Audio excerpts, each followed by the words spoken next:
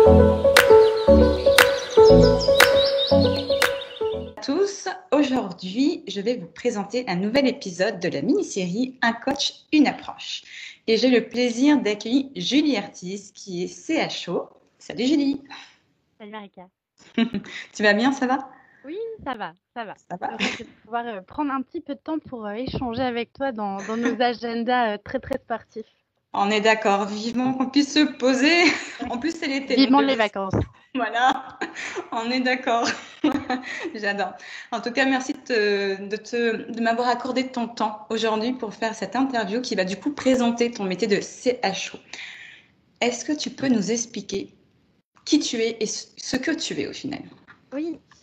Alors déjà, je ne suis pas que CHO, c'est vrai que de façon générale, je suis très impliquée sur le sujet de la qualité de vie au travail et donc la plupart du temps, je me présente en tant que facilitatrice en bien-être au travail, où mon rôle, ça va vraiment être d'aider finalement les personnes à prendre conscience de tous les leviers qu'elles ont à leur disposition pour cultiver une bonne vision du travail et puis pouvoir surtout s'épanouir dans ce qu'elles font. Et mon rôle aussi, c'est de faire prendre conscience aux entreprises que, ben oui, c'est possible d'être épanoui au travail et d'être performant et que c'est surtout un cercle vertueux. Et toutes les entreprises qui ne sont pas encore allées dans cette dynamique de qualité de vie au travail, je les incite vivement à le faire parce que c'est vraiment gage de pérennité et surtout dans le contexte de crise qu'on est en train de vivre aujourd'hui, c'est particulièrement important de s'engager sur ces sujets-là. Donc voilà, mon rôle, c'est vraiment de faciliter tous ces sujets, de les amener en entreprise. Et puis effectivement, comme tu le disais, moi j'ai été Chief Happiness Officer pendant plusieurs années en entreprise à l'époque. Alors le CHO, c'est quoi? C'est un petit peu c'est le référent finalement du sujet de la qualité de vie au travail où c'est une personne qui va être là pour impulser cette dynamique et sensibiliser justement les salariés au fait que bien vivre et travailler ensemble, c'est possible, qu'on a plein de leviers à notre disposition. Et du coup, depuis quelques années, je me suis lancée à mon compte pour prêcher la bonne parole un petit peu tout autour de moi et former des personnes à ce métier-là dans lequel je crois beaucoup, beaucoup. Ah, c'est génial.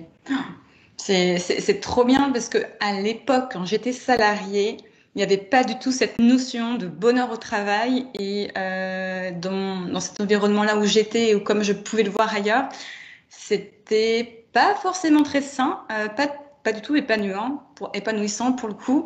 Et quand j'ai vu que tu t'étais formée et que tu avais du coup cette posture et que tu véhiculais cette philosophie au sein des entreprises, je me suis dit, mais carrément, quoi, le bonheur, déjà, on en parle depuis quelques années, le bonheur de manière générale dans sa vie personnelle, mais c'est vrai que le bonheur au travail, c'est un peu plus récent et c'est génial qu'il y ait des personnes comme toi qui se forment et qui véhiculent et qui forment d'autres professionnels, parce que je sais que tu formes aussi d'autres professionnels, et que ça puisse bouger en France. Clairement. J'ai notamment créé la CHO Academy depuis 1 an et demi où je propose des formations en ligne sur ce sujet pour permettre finalement à tout le monde de devenir acteur du bien-être au travail. Et finalement, si on peut partir d'un constat très très simple, c'est tout simplement de se dire que on passe quand même la moitié de 3/4 de notre vie au travail et que c'est vrai qu'on réfléchit. Il y a eu un éveil de conscience sur tous les sujets de développement personnel et comment s'épanouir dans sa vie, mais beaucoup dans le contexte privé. Et le fait de se questionner véritablement sur, oui, c'était possible aussi de s'épanouir dans sa vie professionnelle. C'est comme ça qu'est arrivée un petit peu toute cette dynamique de qualité de vie au travail, de bien-être au travail, de bonheur au travail. Alors, on ne rentrera pas dans le débat des terminologies, mais je pense que c'est essentiel aujourd'hui de se demander qu'est-ce qu'on a envie de vivre au travail. Et aujourd'hui, la souffrance au travail est encore bien trop présente dans nos organisations. Et je pense que voilà, on peut tous agir à notre niveau. Et mon combat, il est là. Voilà. Ah, c'est trop bien. J'adore. Ça sent que tu es vraiment animée par tes missions. C'est génial. Quand tu parles, c'est super fluide, c'est super intéressant. On est tous accrochés et on se dit, ça donne trop envie, tu vois, soit de se former auprès de toi ou soit de t'écouter lors de conférences, parce que je sais également que tu fais des conférences, tu continues à en faire ou c'est vraiment plus formation maintenant? Oui, je continue à faire des interventions. Alors, c'est beaucoup en visio, forcément, avec la crise depuis 1 an et demi. Et puis, j'ai aussi un podcast qui s'appelle le podcast Génération CHO, où justement, j'interviewe plein de gens qui sont acteurs, comme je le disais, à différents niveaux pour montrer que c'est possible d'agir, quel que soit son statut, qu'on soit salarié, manager, dirigeant. On peut changer les choses, on peut être acteur du changement de l'entreprise et œuvrer pour des conditions de vie qui soient favorables à tous. Donc, c'est vrai que maintenant, puis il y a pléthore de sujets maintenant sur Internet où on peut retrouver plein d'inspirations pour être acteur du bien-être au travail. Et c'est un sujet qui est hyper important, surtout avec la crise qui nous a beaucoup bousculé, qui a chamboulé un petit peu tous nos environnements de travail. Oui. Voilà, c'est un sujet de première ampleur. Ouais. Ah oui, complètement d'accord. Et du coup, tu vois, ton coaching, est-ce que ça s'adresse, coaching formation, ça s'adresse aux salariés entrepreneurs ou que salariés, ou ça peut aussi s'adresser aux dirigeants, tu vois, je me pose la question là. Alors, effectivement, il y a plusieurs angles d'attaque. Moi, j'ai choisi de surtout le faire par le prisme du salarié.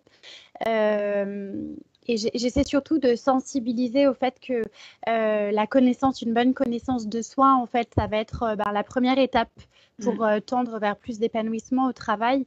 Et c'est vrai qu'aujourd'hui, tous les ateliers que je propose sont surtout sur ces sujets-là, de comment d'abord on commence par une démarche finalement d'introspection, même si on parle de travail, la démarche d'introspection, mieux se connaître, savoir personnellement, moi, de quoi j'ai envie au travail, qu'est-ce que j'ai envie de vivre pour moi, quelles sont les missions sur lesquelles j'ai envie de travailler, comment je peux cultiver mes forces, de quelle façon j'ai envie de collaborer aussi avec les autres. Tout ça, ça commence par se questionner sur soi-même. Qui je suis, quelles sont mes forces, qu'est-ce qui me donne du plaisir au quotidien, qu'est-ce qui fait sens pour moi personnellement dans mon travail. Et donc, si on ne commence pas toutes ces réflexions introspectives finalement liées à la connaissance de soi, voilà, on pourra mettre en place plein d'actions qualité de vie au travail pour le collectif derrière, ça pourra ne pas fonctionner. Ou en tout cas ne pas avoir toute la force que ça devrait. Donc ouais, la connaissance de soi, c'est le premier pas et c'est ce que je propose aux salariés dans un premier temps. Ok. Donc, est-ce que tu pourrais dire finalement que ton mot moteur de ton approche serait la connaissance de soi? Ou est-ce que ça serait un autre mot au final? Alors, la connaissance de soi, ce serait le moteur de mon approche. Après, j'ai envie de dire que la conséquence in fine de tout ça, ça va être l'alignement. Enfin, pour moi, finalement, la question d'être aligné entre ce qu'on est, ce qu'on fait, ce sont des choses qui sont hyper importantes pour se sentir épanoui au travail. D'ailleurs, bien souvent, quand on souffre dans son quotidien professionnel, c'est parce qu'on porte un masque pour faire plaisir à ses collègues de travail, pour faire plaisir à son manager. On se dit qu'il faut qu'on rentre dans un moule et finalement, on n'a pas la possibilité d'exprimer notre propre personnalité, notre singularité et ce pour qui on est et on vibre en fait. Donc, je dirais alignement, être aligné. Ouais. Et vraiment, c'est hyper important de se dire la connaissance de soi va me permettre de tendre vers cet alignement. Généralement, le mal-être, c'est quand il y a cette dissonance où finalement on vit des choses au travail qui ne sont pas du tout alignées avec nos valeurs finalement. Tout à fait. Donc, la question de l'alignement, c'est quand même un peu le cœur de mon approche. Ok, super intéressant. Du coup, la connaissance de soi, c'est l'amorce et qui arrive à la finalité de l'alignement professionnel. Et par rapport aux personnes que tu as pu former, accompagner, quand tu les as vues du coup s'aligner professionnellement, qu'est-ce que tu as pu voir comme impact, tu vois? Qu'est-ce qu'ils ont pu te dire aussi? Je pense que quand on travaille sur ces enjeux-là de connaissance de soi, moi, tu vois, je vais travailler sur quelles sont mes valeurs, quelles sont mes forces, quelles sont mes motivations intrinsèques. Je pense qu'il y a une découverte de soi-même quand on travaille sur ces sujets-là qui fait se dire mais oui, en fait, ça, c'est moi. Et là, je sens que je vibre. Je vibre parce que je me reconnais, parce que je me sens alignée typiquement et que je sais de quelle façon je vais pouvoir me comporter. Je connais mes modes de fonctionnement finalement pour me sentir bien dans mes missions. Je vais pouvoir donner du sens à ce que je fais en faisant honneur finalement à qui je suis. Et là, c'est fantastique, enfin, c'est magique. C'est vrai que cette question de pouvoir s'aimer, s'accepter et faire honneur à toutes ces singularités, en fait, c'est c'est là où moi je vois les gens après qui sont pleinement investis dans ce qu'ils font, qui sont pleinement investis dans leur mission et qui savent déjà le matin pourquoi ils se lèvent. Ils savent le matin qu'ils se lèvent parce qu'ils sont alignés finalement avec ce fameux Big Why. Je ne sais pas si c'est une notion que tu connais, mais cette fameuse raison d'être où on sait pourquoi on fait ce qu'on fait. Et ça, c'est fantastique. Ça change tout en fait dans un quotidien. Se lever et savoir pourquoi on se lève chaque matin, pourquoi on va au travail, c'est génial. C'est ça qui va donner du sens. C'est ça. Et vraiment, c'est des réflexions que je conseille vraiment à toute personne d'avoir parce qu'on a trop souvent la facilité de tomber dans le confort, dans la routine et de se réveiller 15 ans plus tard en se disant mais mince, mais en fait, c'est pas du tout ça que j'avais envie de vivre. Donc, c'est des sujets qui sont hyper importants. Ouais. Carrément. Il y a ce truc-là, en effet, de se réveiller 15 ans après en disant mais qu'est-ce que je fous là-dedans? Qu'est-ce que je fais ici? Que c'est pas ma voie? Et puis d'autres aussi, moi, ce qui me vient, c'est d'autres qui tombent dans le burn-out aussi, on en entend beaucoup parler. Et je pense que tout ce que tu apportes, ça évite, ça réduit, en fait, ces états, je sais pas si on peut dire dépressifs, mais ces états qui sont pas OK, en fait, qui sont pas alignés, qui sont pas agréables à vivre. Donc ça c'est génial. Du coup, un autre argument, tu vois, pour les directeurs d'entreprise à amener. Et du coup, est-ce que tu peux illustrer, est-ce que tu as un exemple lors de tes accompagnements, formations ou même animation d'événements qui vient illustrer cet alignement? Est-ce que tu vois, est-ce que tu as tes formés, coachés qui des fois pensent à t'envoyer un message, je sais pas, une semaine, un mois, peut-être un an après, qui te disent l'évolution qu'ils ont pu vivre, peut-être personnellement et peut-être aussi au sein du collectif dans l'entreprise? Alors, il y a un exercice qui est intéressant et que d'ailleurs je suis en train de creuser de plus en plus en ce moment, qui est le sujet de la démarche appréciative ou appréciative inquiry pour les fervents défenseurs. Alors, c'est une approche qui n'est pas du tout récente, mais qui est hyper intéressante et qui propose aux personnes de faire une rétrospective de toutes les expériences négatives et positives qu'elles ont vécues dans le passé dans leur travail. Donc, tu peux te faire une liste, tu vois, typiquement, de toutes les choses, les expériences passées positives et celles négatives, et voir un petit peu tout ce que ces expériences-là t'ont apprises. Une fois que tu as fait ce bilan-là, l'idée, c'est de se demander quels ont été les ingrédients de ces expériences-là et pourquoi elles t'ont apprise telle et telle chose. Et l'idée, c'est dans le futur de se demander comment on va pouvoir prendre ces ingrédients pour pouvoir finalement les mettre à la sauce du quotidien dans le futur et faire en sorte de vivre des expériences beaucoup plus positives à l'avenir, à la fois individuellement et collectivement. Et je pense que c'est hyper important de travailler sur ces sujets de qu'est-ce qu'on a vécu comme expérience et qu'est-ce qu'on en retire, surtout en ce moment avec la crise qu'on vit. Oui. Parce que l'idée derrière tout ça, c'est de se dire, quels que soient les hauts et les bas que je vis, je peux ressortir de tout ça en faisant non pas des expériences qui me font finalement voir les choses un petit peu en noir, mais plutôt en retirer des opportunités. Et ça, c'est un exercice qui peut être assez intéressant en ce moment à faire avec les équipes, à faire individuellement. L'idée, c'est de se dire, tout ce que je vis, je le transforme en opportunité et ça m'aide à rebondir pour cultiver une qualité de vie au travail qui sera de plus en plus meilleure dans mon quotidien dans le futur. Donc voilà, ça c'est un exemple d'exercice que je peux proposer. Mais tout à l'heure, on évoquait la question du Big Why, la raison d'être, travailler sur ce qui nous anime au quotidien. Enfin, ça, c'est des choses qui sont hyper importantes aussi. Ouais. Carrément.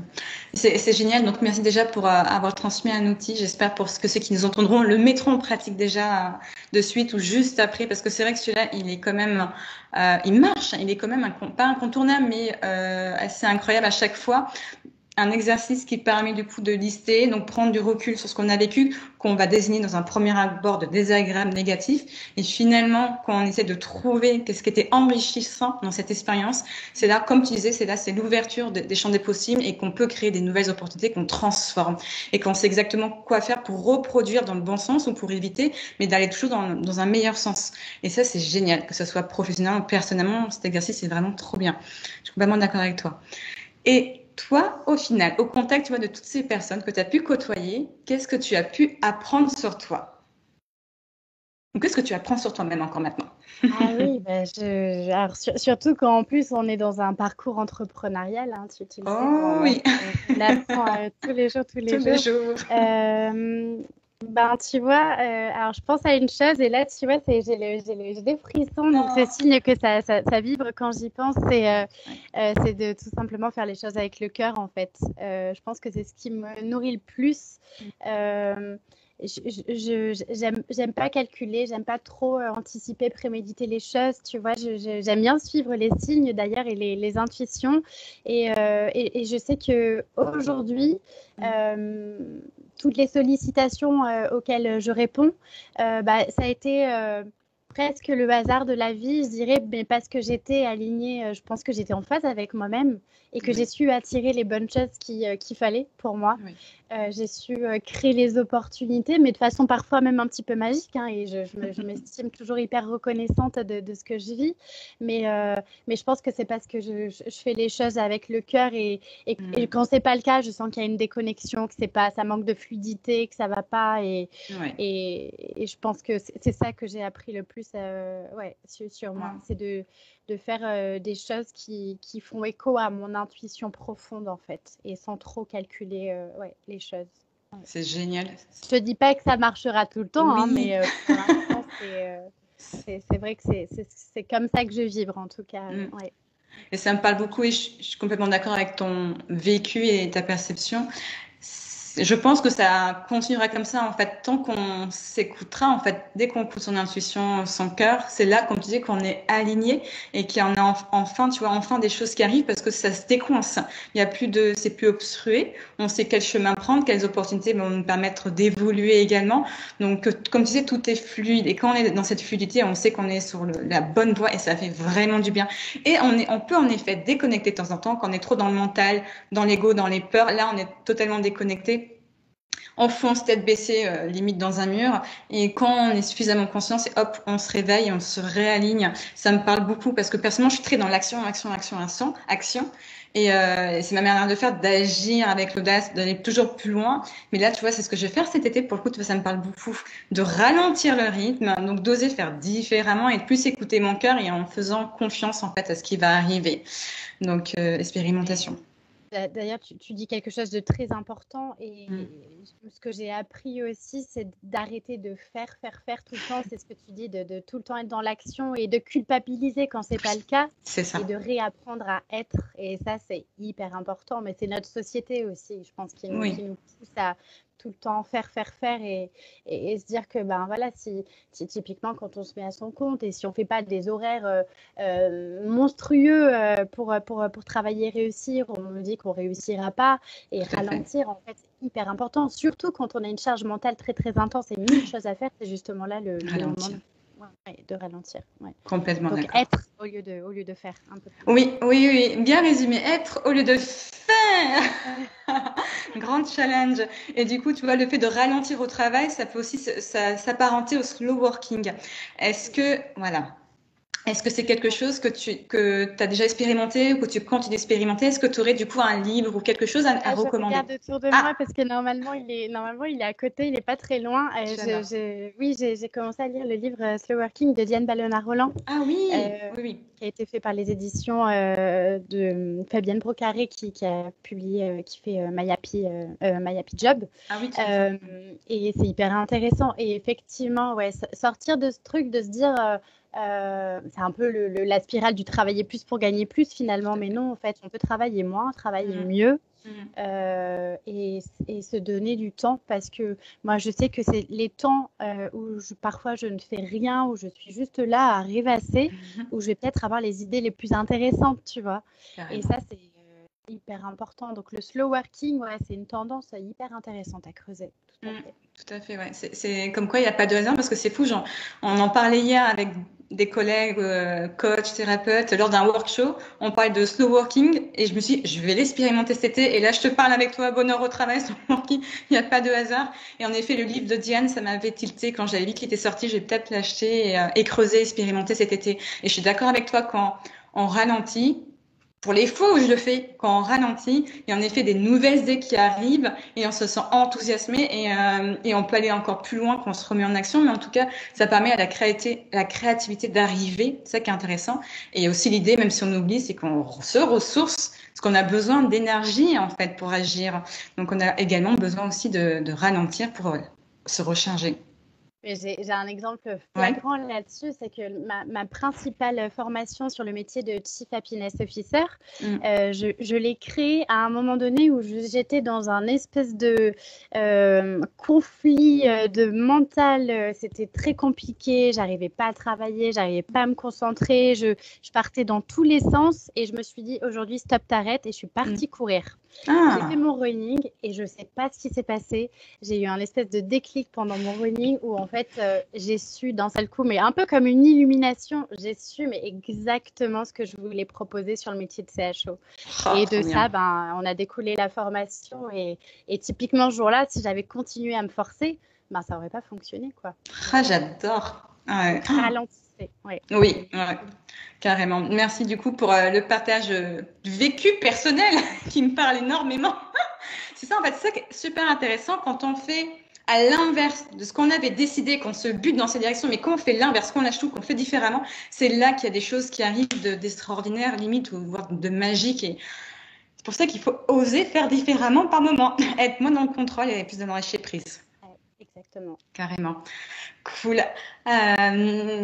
Nouvelle question, du coup, celle qui me vient, c'est quels seraient les 3 conseils, tu vois, que tu aimerais transmettre pour développer son bonheur au travail et aussi son alignement professionnel? Par rapport à tout ce qu'on s'est dit, la première pierre, ce serait d'apprendre à se connaître, hein, tout simplement. Donc, faire un petit exercice d'introspection. Aujourd'hui, déjà, il y a plein de livres qui le permettent. Apprendre à se connaître, c'est déjà se demander, se poser, prendre une feuille blanche et se dire, aujourd'hui, qu'est-ce que j'ai envie de vivre? Qu'est-ce qui me ferait plaisir? Qu'est-ce qui m'anime? Qu'est-ce qui me fait vibrer? Et peut-être se noter en mode brainstorming tout ce qui nous vient. Et se dire après comment concrètement on peut tout mettre tous en action. Donc le premier conseil, ce serait de se poser et de se questionner sur ce qu'on a envie pour soi. La deuxième chose, ce serait peut-être se fixer des petits et des grands objectifs pour quand même se donner un cap, donner du sens à ce qu'on fait, donner du sens à ses actions. Je pense que c'est...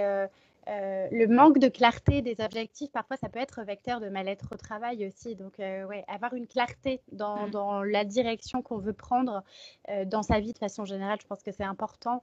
Et puis, peut-être un dernier conseil, c'est de vivre au quotidien en appréciant les petits moments, les moments ordinaires, mais qui peuvent être très chouettes et qui nous font quand même nous dire, mais j'ai de la chance d'être là. Même si peut-être tout ce qui se passe en ce moment, c'est pas simple, que je suis chamboulée dans mon travail, j'ai quand même des petites choses à apprécier au quotidien qui me raccrochent à l'instant présent et respirer. Oui, respirer, ce serait... Je vais demander 3 conseils, mais j'en rajouterai un 4e. J'aime beaucoup. J'aime bien quand on sort du cadre installé, donc c'est parfait. J'adore. C'est vrai que respirer, tu vois, quand tu l'as dit, j'ai moi-même pris un souffle. On l'oublie, en fait. C'est quelque chose de naturel, mais même naturellement, on peut se restreindre dans la respiration. Et quand on porte de la conscience, c'est vrai que ça permet de se détendre. La respiration, c'est fou. Tout ce qui se passe quand on porte de la conscience dessus. On peut vraiment se détendre. Donc, complètement d'accord. Merci pour ces conseils. Et du coup, quel serait pour toi ton leitmotiv, ta phrase fétiche actuellement? Parce que ça peut évoluer. Moi, personnellement, ça évolue, la phrase fétiche qui me suit. Mais actuellement, ça serait quoi ta phrase fétiche? Alors, j'en ai plein. La première qui me vient, c'est déjà de me dire j'ai confiance en la vie. Ça me porte beaucoup dans tout ce qui peut se passer. Je sais que quel que soit ce qui arrive, j'ai confiance en la vie. Et puis, une phrase qui me motive, mais ça c'est depuis des années, j'ai tendance à l'afficher partout, c'est la citation de Xavier Dolan qui dit je crois que tout est possible à qui rêve, ose, travaille et n'abandonne jamais. Et voilà, c'est une phrase qui me donne de la force pour continuer à être dans l'action au quotidien. J'aime beaucoup. Rêve, ose, et le dernier mot, c'était lequel? Rêve, ose, travaille et n'abandonne jamais. Et persévère, oui, tout à fait. Ça me parle beaucoup, l'audace, forcément, persévérance, ça va avec. Et rêver, c'est vrai que, ouais, et rêver. Et d'où, tu vois, comme tu disais tout à l'heure, c'est se poser, se dire qu'est-ce que j'ai envie, quels sont mes rêves, mes désirs, mais aussi mes passions, on peut mettre tout ça, mais qu'est-ce que j'ai envie? Qu'est-ce qui me ferait plaisir? Et ça, on peut l'oublier. Des fois qu'on pose la question aux personnes, ils sont, ils sont en train de bugger. Et là, ils se disent, ah ouais, c'est vrai, je me suis pas posé la question.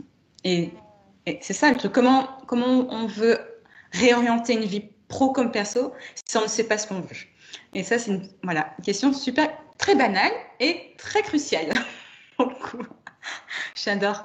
Merci, Julie. Génial. Franchement, j'ai adoré t'interviewer. C'était super intéressant. J'espère aussi pour les personnes qui vont t'écouter, qui vont visionner la vidéo, ça va aussi leur parler et qui vont mettre en pratique les exemples que tu as transmis. C'était cool, merci. Et qui, du coup, je les invite à aller sur ton site internet que je mettrai dans la description de toute façon. Oui, il y a vraiment des choses très très simples à faire. L'idée, c'est juste de ralentir et de prendre le temps de se poser les bonnes questions, en fait. Oui, tout à fait. Qu'est-ce que vous avez envie de vivre vraiment? C'est ça la question. Qu'est-ce que j'ai envie de vivre vraiment?